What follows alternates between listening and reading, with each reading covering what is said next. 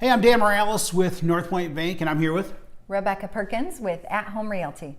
Okay, so in this video, we want to talk about what happens when the market is crazy hot and there's a ton of, you're competing against a bunch of different people for a property. It happens. And so if somebody has a property to sell and they want to buy a new property, but they haven't sold their current property.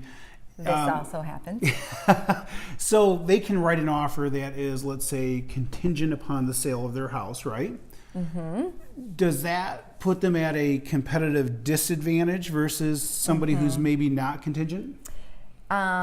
Yes, a very big disadvantage. And depending on what the market's like where you are, you know, if you're in a seller's market, there might be situations where you're competing. So if you have a contingency in there that it's contingent upon the sale and closing, you are definitely, most sellers aren't even going to consider it, and most realtors are going to advise their seller not to even consider it. They don't even look at it as a real offer, to be honest, because they can continue to keep the property on the market as active. And I think looking into your options before you even consider buying is probably the best option, and that's where Dan comes into play.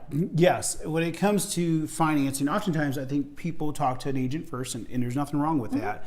But a lot of times they go out, they start looking for properties without really understanding their overall financial picture as well as their options. Right. Because especially when it comes to writing an offer that's contingent upon the sale of a home, oftentimes for a good, well-qualified client, you may be able to make that offer not contingent upon the sale of your home, because you may be able to qualify for a bridge loan or some form of financing that does not require you to sell your current home prior to buying the new one. And that's probably another topic for a really long and boring mortgage-related video, okay? But basically, for clients who have some equity in their house and a strong overall financial position, you may be in a position where you can actually write an offer on that new property and not have to make it contingent upon the sale of your current home. So what that does is that gives you like a much better position to negotiate from, right? Because you're not saying, hey, I've got this property to sell. So if you're competing against multiple offers, that gives your client a little more leverage in the end. It does, right. And